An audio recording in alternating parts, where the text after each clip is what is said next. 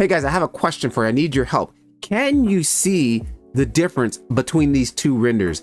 I've got these two renders rendered out in Octane Blender. Everything is the same except for some render settings. Now, I took these renders and I put them on the render network from Octane. I basically use the render network for quick renders when I'm done and ready to go, and like I want to continue to work on my computer and I don't want to wait for it to render. I'll send these renders over to the render net. Obviously, if you didn't know, Toy Octane has a render network that's available for all kinds of different programs, Cinema 4D, Houdini, even Cycles and things like that, right? You can put your renders on these render networks. They go out to all these GPUs and they come back and they're doing it all simultaneous, and it's super, super fast, right? If you're interested in that, down in the description, I have a link for 300 free credits that you can, or 300 frames or 30 seconds, either or whatever it is, that you can try these. You can try it out for free. Now, before you do that, watch this video, because there's something here that I just learned from watching another video on how to reduce how much it costs per render. And like, first of all, I want you to see, look at these two renders here. Like, I really can't tell the difference. And one of them, the render settings were massively different than the other. And we'll find out which one is which, but I'll give you another 10 seconds just to look at this render. Look at it closely, analyze it. Do you see a difference? I mean, I don't really see a difference, if anything, and I'm really pixel peeping. If I look here, this looks a little bit more redder than this does over here. Other than that, I don't see a difference, guys. And if this animation was playing in full time, like, I don't think you would even notice that. Like, come on, like, really? And these are EXR, so that's why it's a little bit kind of lagging. Plus, I'm using OBS. But guys, I mean, look at this foam material. We're gonna get into that in another video. I'm gonna show you guys how to make this foam material. Matter of fact, I might show you guys in this video. I don't know. We'll see. But anyways, let me show you what's going on. So I was scrolling on Instagram and I came across this post from Octane, and they posted from this guy's channel right here. Take a look at his channel, guys, and watch his video. This is where I found out how to do this. And in his video, he goes and basically shows us how to reduce the cost for our renders when we're uploading to the render network. And I was like, let me see if this is going to work. So I quickly tried it out and it worked. Now let me show you what we exactly did. So my first file here, this is my render settings. Okay, now I want you to pay attention to right here. Diffuse 12, specular 12, scatter 20, and then I had my GI clamp set to 10, okay? Those were my basic settings right there. And then we scroll down also here. I want you to take a look at some other samples here. We went to my sampling. Here on my sampling, I want you to take a look. We got parallel samples are at 16, max tiles are at 32, okay? All of this stuff I've got adaptive sampling on, but I don't think that really matters in this particular one here. And that was pretty much the main things that we changed. I'm gonna open up the second file, and I made the changes that he recommended, and let's look at that. All right, here's the second file that I made with his recommendations. So I kept the max samples exactly the same. The only thing I changed was, now look, diffuse 8, specular 8. I kept my scattering at 20 because I had that foam material, so I really wanted to make sure that looked really clean, but that's where I set that at 20. And then if we come down here, my GI clamp is set to 100. And if we go to the next section here in the sampling, I changed, I think, sampling parallel samples to 1, which I don't exactly know what that's doing yet. I'm gonna do some research later on. And then I also changed this to 16. So that was basically the two settings here. I'm gonna throw them up on screen so we can have them side by side so you guys can see the difference. So that was a setting. Now I took and exported out my Orbix file, and then I took that over to the render network. So to quickly run this down, if you guys are using the render network and this is a quick crash course on how to render out your file. I have my file here selected. This is the file I want. It's all done and ready to go. All my animation, everything is good. I got multiple cameras here. Take note, if you got multiple cameras and you animate the camera switching here, Octane, the ORBX file will not recognize that. So you got to render out each camera. So I just using my singular camera that I want to use in this. Make sure you have that camera activated. So like in my viewport, that is the camera that we're going to be exporting out. Then you come over here to File, Export, ORBX file. let it do its thing. It's going to sit there and going to run through. It's kind of like making like an Olympic file, kind of like the same process. You just got to let it render all the frames. Once that's done, we're going to jump over to the Octane render network, to the render network. And this is where, again, if you guys have those free credits, use my link down in the description right here. It'll take you to this page. Sign in and get your credits here. Accelerate your 3D trying the network for free. Again, you're only one step away from transforming your workflow, whether you're using Blender, Octane, Cinema 4D, Houdini, or Unreal. We will cut your render times down to 90%, okay?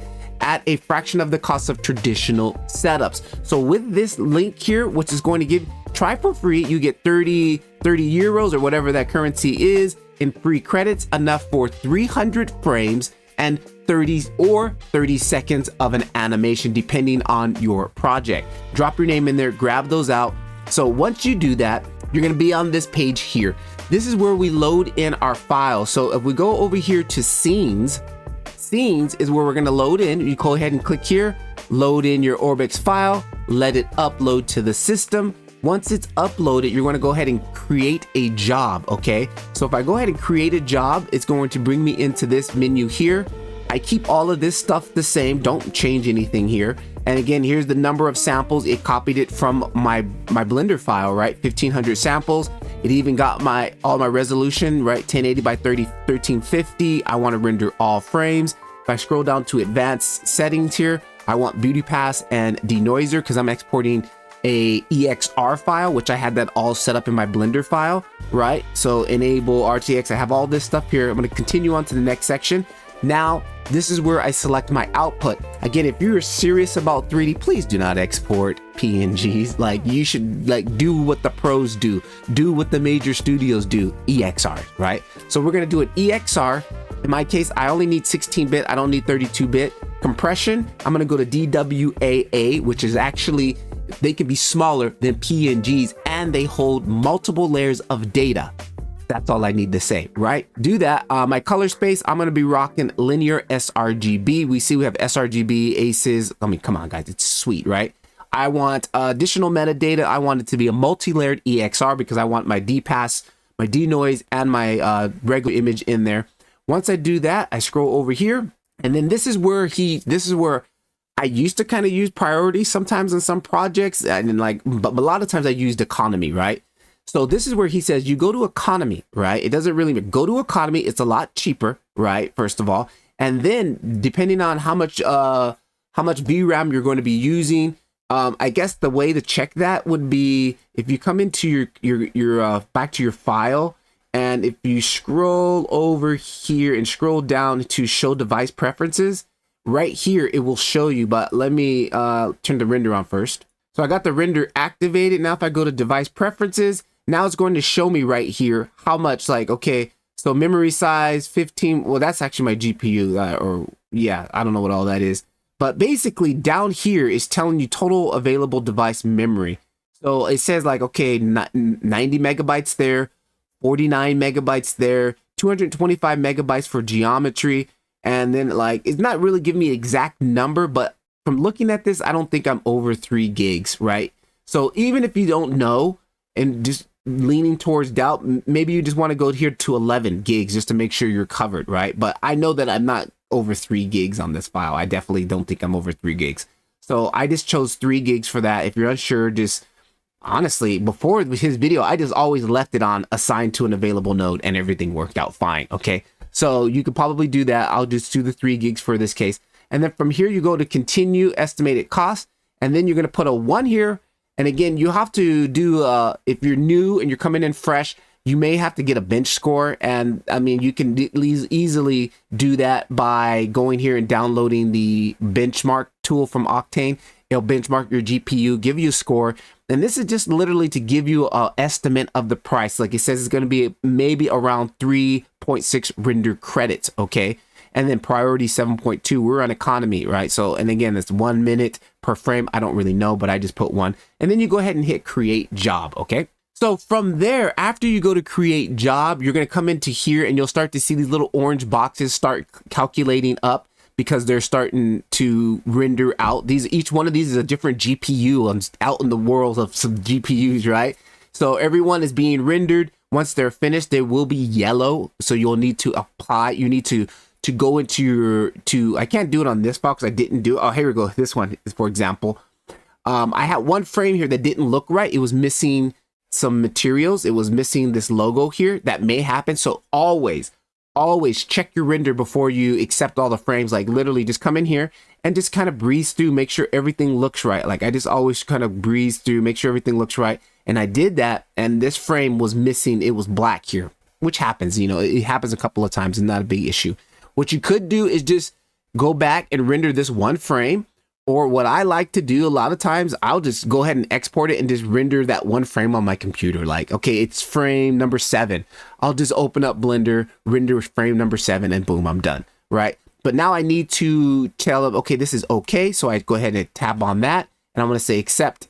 Okay, now once we're done, we're gonna export. I wanna download this. I'm gonna go down to download outputs. And then from here, it's gonna say, do you wanna do all frames? Yes. I want to export, yep, an EXR 16-bit, has metadata, color space is linear sRGB, it's a multi-layer DAW, that's everything.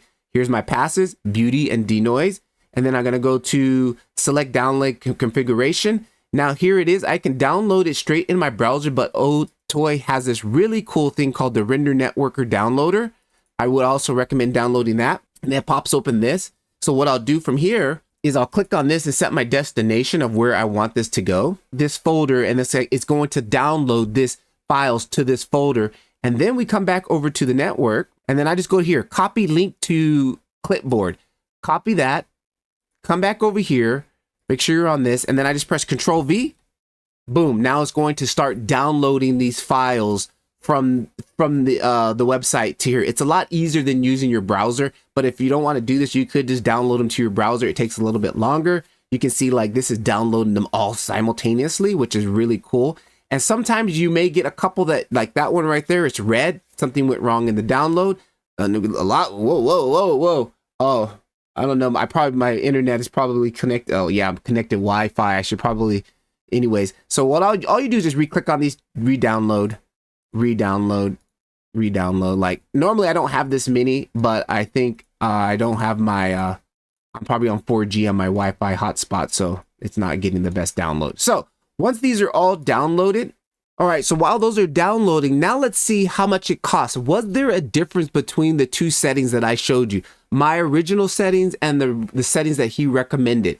Here is Foam 2. Foam 2 was the second version, right? And you can see right here, it shows our render credits, how much was used. It cost us 3.76 credits of render for this render here. Now, if I come down here to number 1, look at number 1, render cost use, 2.95. So it was cheaper, guys. Like it came out a lot cheaper using his credits, using his render technique versus my standard version, which came out at 375, right? So we had 375 to 295. Now my files or the stuff that I render are very small. I'm not using these massive scenes and stuff like that. If you go back over to his channel, you can see that he's got this thing here. So you can see the things that he's using are a lot more heavier than what I'm just doing. So again, it's going to cost a lot more, but definitely this is going to help you reduce and save your credits. And I would recommend doing this if you're on the free account, you're trying on the free trial, milk those credits out to the end, guys.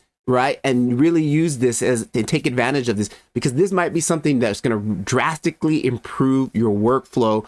And like, I mean, I would just do renders, like quick renders on my computer, like, you know, while I'm working on stuff. But once I'm ready to kick out that final render, throw it on the network, man, and continue working on your end and not have to worry about waiting for your computer to render. So again, take a look down below at the link. It's free. If you don't want it, don't worry about it. It's free. Come on, guys. Try it out. Blender. Ow. That hurt. Hit my hand on the desk. Blender, render, ciao. Octane Render Network. Take a look at it. It's dope. And if you're new to Blender Octane and you want to learn Blender Octane, links down below. I have my free Blender 101 guide, and it'll help you guys out. And if you're really hardcore and you want to get down with it, I got my Blender Octane community 7-day free trial for those of you guys who are hardcore about it. If you like it, stay. If you don't, just cancel and leave. Peace.